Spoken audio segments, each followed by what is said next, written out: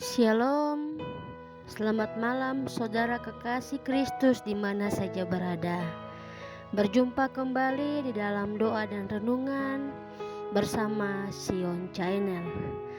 Saudara kekasih Kristus di mana saja berada, di malam hari ini kita akan mendengarkan kebenaran firman Tuhan. Tetapi sebelumnya marilah kita berdoa.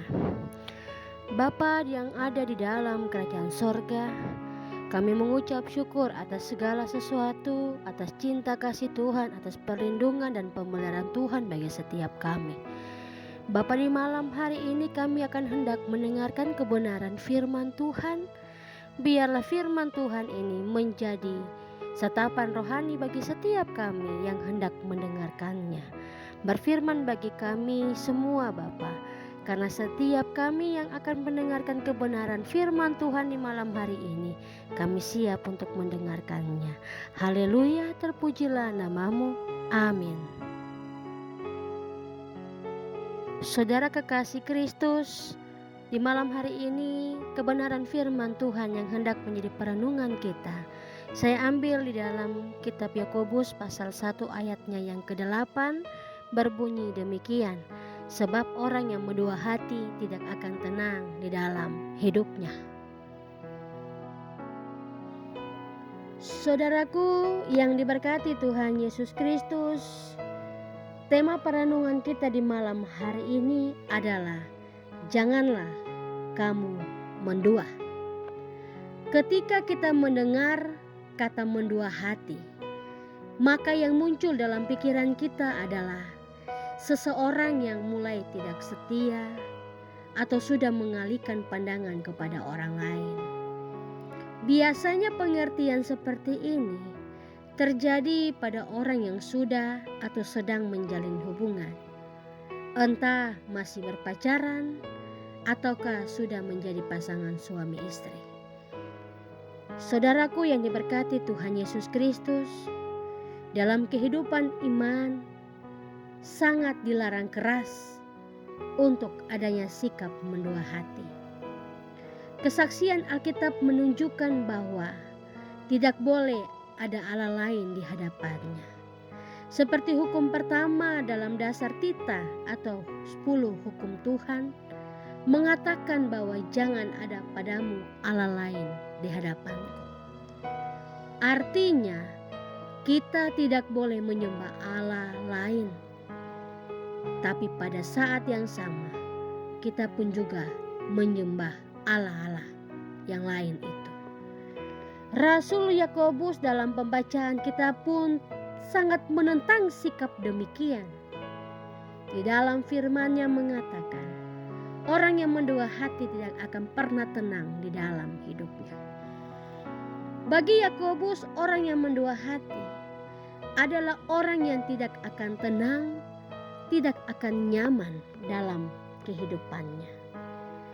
Meskipun dalam konteks pembacaan ini Rasul Yakobus memberi penekanan baru tentang orang yang mendua hati, sebab orang yang ragu dan tidak sepenuhnya mengandalkan Tuhan dalam hidupnya.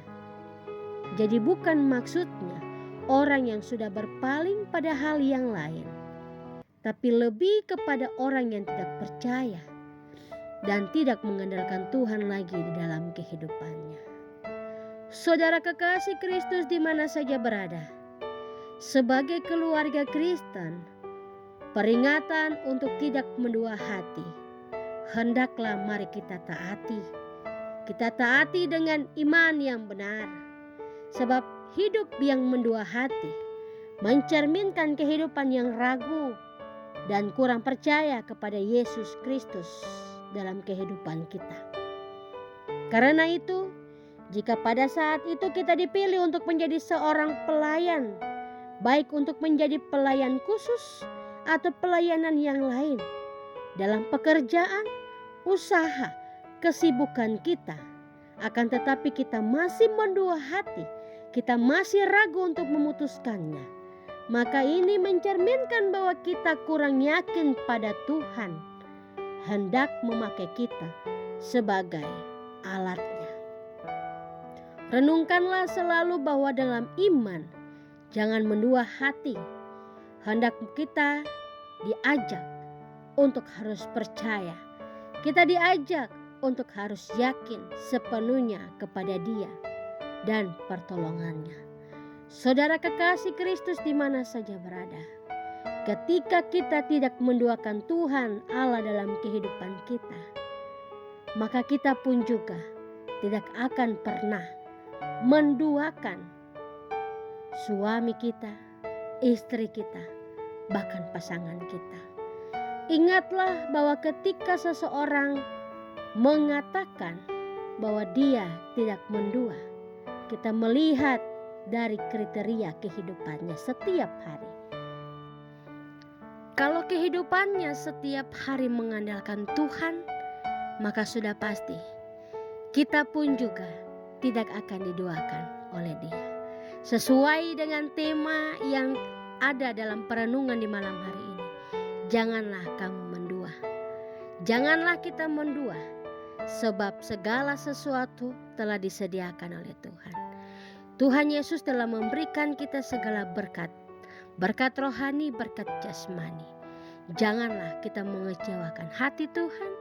Janganlah kita membuat hati Tuhan merasa hancur karena ketidakpastian dan keimanan kita kepada Dia.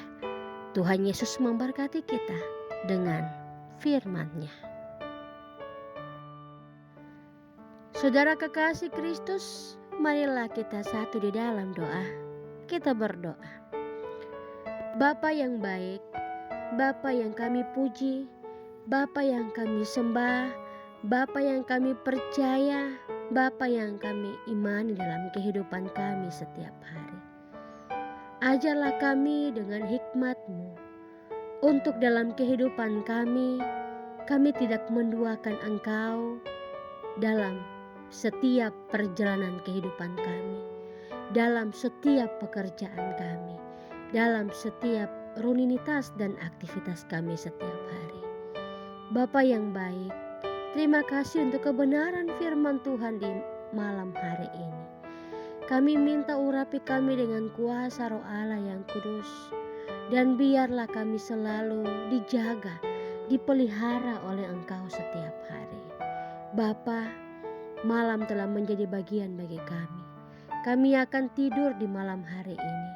Kami minta Tuhan Yesus ampuni kami dengan segala keberadaan kami, sekalipun dalam perjalanan hidup kami melakukan salah dan pelanggaran yang tidak menyenangkan hati-Mu. Ampuni kami akan segala sesuatu dosa yang kami lakukan, dan biarlah di malam hari ini kami beristirahat dengan tenang bersama dengan keluarga dan sanak saudara kami. Lalu biarkanlah kami bangun di pagi hari melihat sukacita yang begitu baik dalam kehidupan kami. Terima kasih banyak Bapa di sorga. Inilah doa kami. Hanya puji dan syukur kami naikkan kepada Tuhan yang mempunyai kehidupan ini. Saudara kekasih Kristus di mana saja berada, arahkanlah hatimu dan terimalah berkat Tuhan. Damai sejahtera dari Tuhan Yesus Kristus, kasih Allah dan persekutuan dengan Roh Kudus senantiasa mau memberkati, menjaga, memelihara saudara kekasih Kristus di mana saja berada, mulai sekarang sampai dengan selama-lamanya. Amin.